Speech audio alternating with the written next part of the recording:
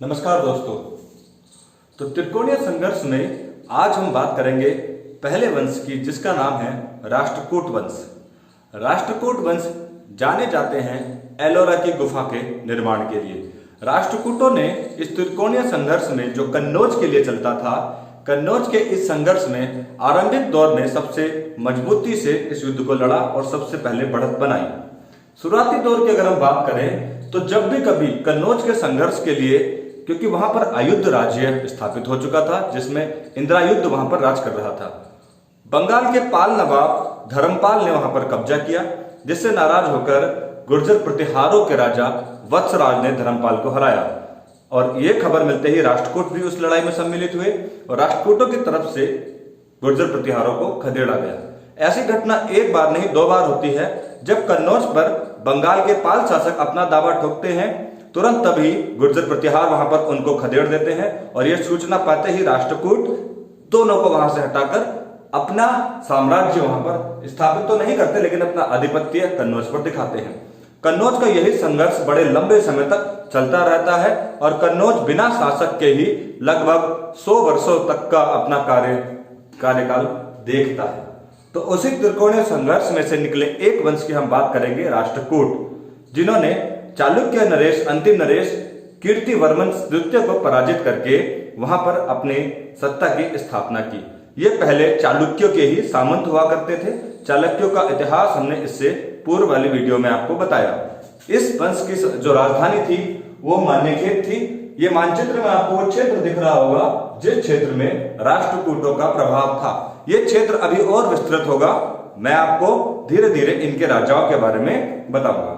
तो देखिए, सबसे पहले तो इनके संस्थापक थे, मैं आपको बता दूं, इस वंश के संस्थापक थे दंती दुर्ग। प्रथम आप जो प्रमुख राजा हैं हम उन्हीं की बात करेंगे, राष्ट्रकूटों की। जो परीक्षा की दृष्टि से महत्वपूर्ण है हम उन पर भी ज्यादा गौर करेंगे।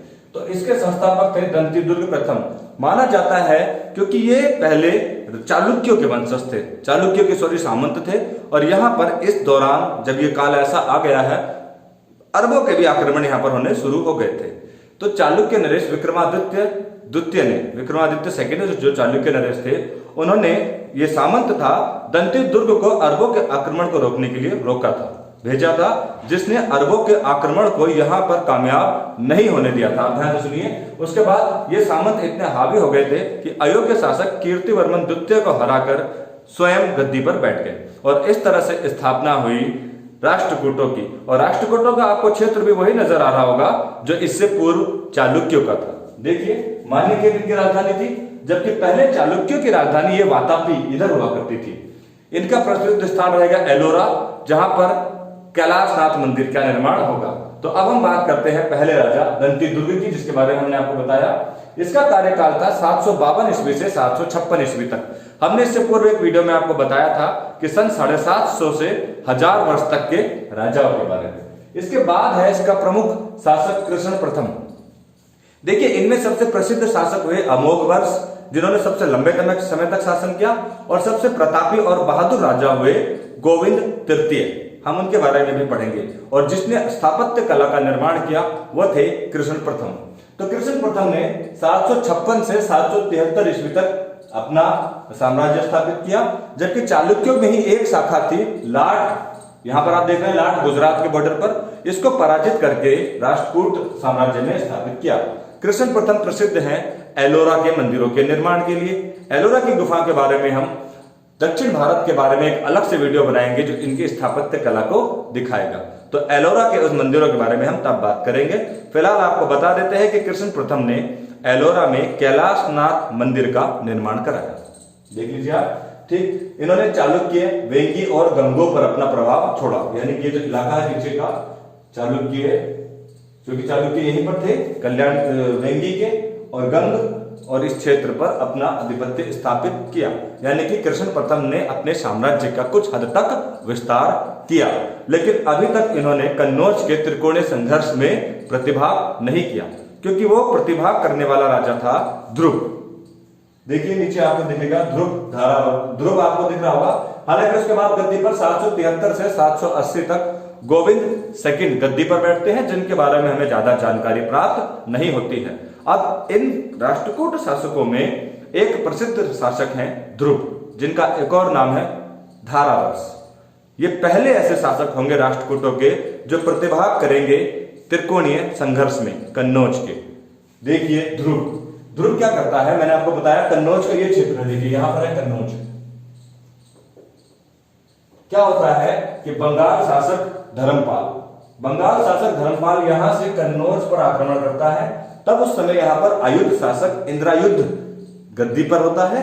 और जब यहां पर एक मिनट, थोड़ा आवाज जो गूंज रही है वो कम हो जाएगी।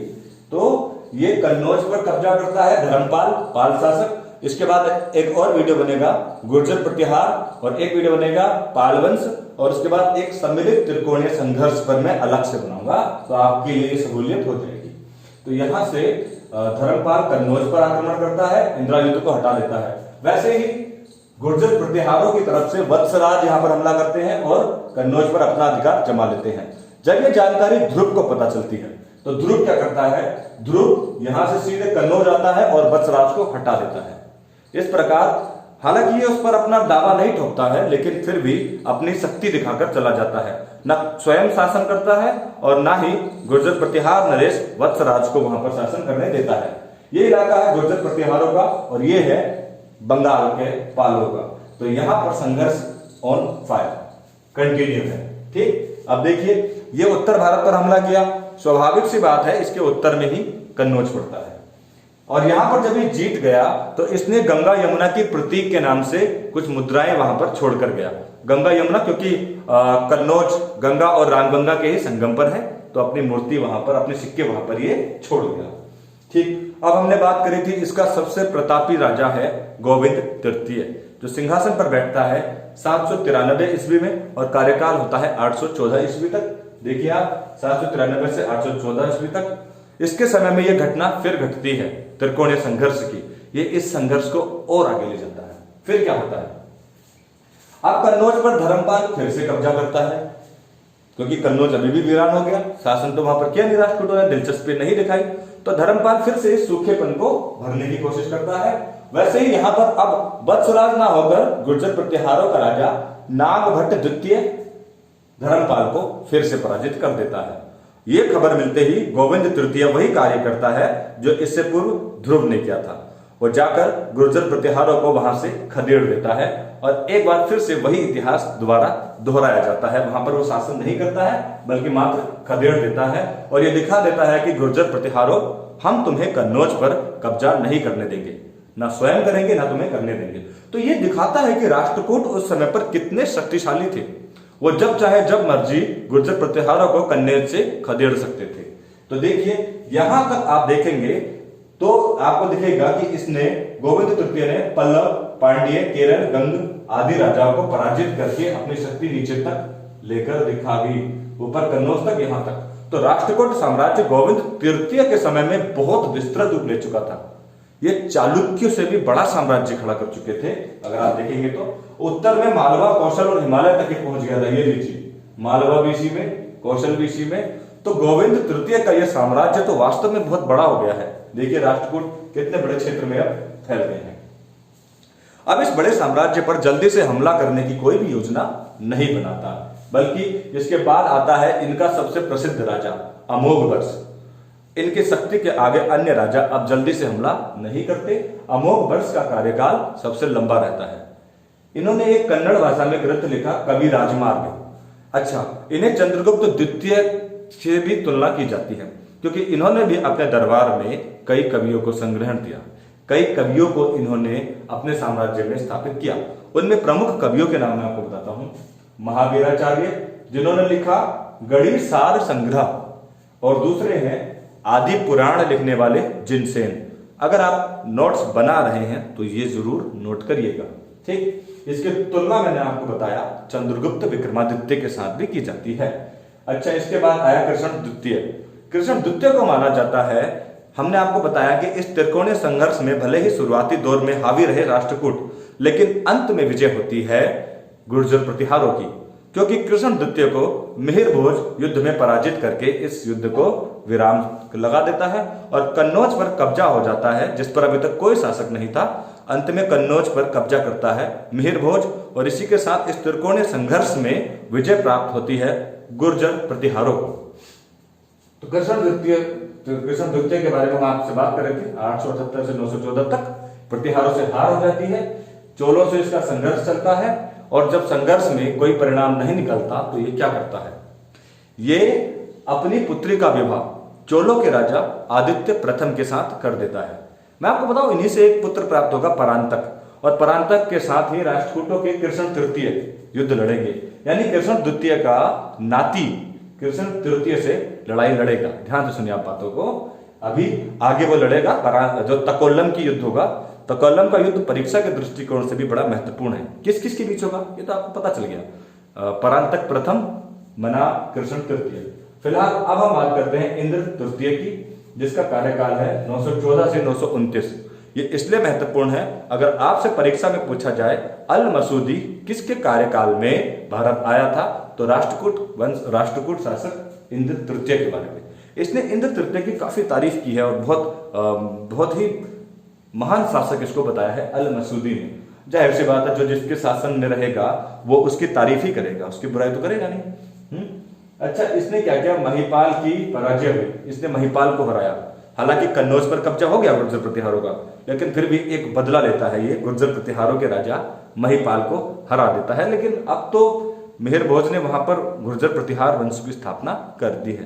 पर फिर भी आप जानकारी के लिए रखिए इस बात को, इसमें सबसे महत्वपूर्ण है अल मसूदी।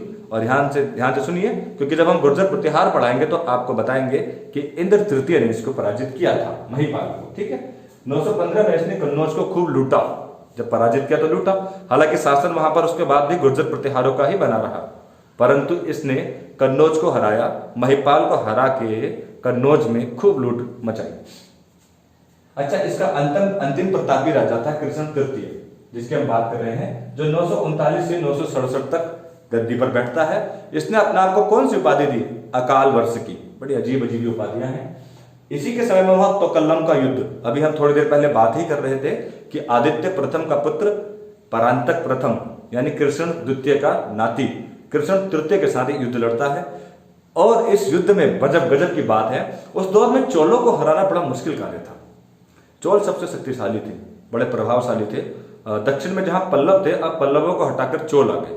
चोलों ने श्रीलंका को हराया, दक्षिण पूर्व एशिया तक कब्जा किया। ऐसे में गंग शासकों के साथ मिलकर इन्होंने उस युद्ध में चोलों को हराया, राष्ट्रकूटों ने।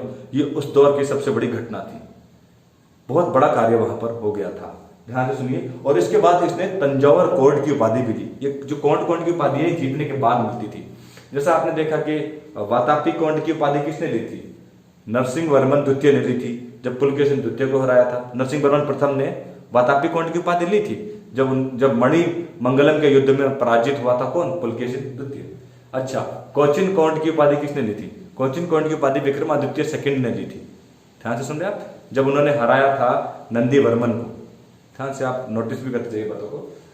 और अब तंजौर कोंड की उपाधि कौन ले रहा है, ध्यान से सुनिए, इंद्र कृष्ण तृतीय तंजौर कोंड की उपाधि ले रहा है। इन जानकारी को आप नोट करते जाइए। इसने रामेश्वरम में एक मंदिर और एक स्तंभ की भी स्थापना की थी। आप नोट कर रहे हैं तो नोट कर लीजिए। और इसके समय में एक इसके दरबारी कवि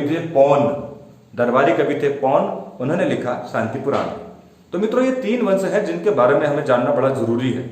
मैंने बताया काफी कॉम्प्लिकेटेड है, लेकिन फिर भी आप एक सिस्टम से अगर पढ़ेंगे तो आपको समझ में आएगा।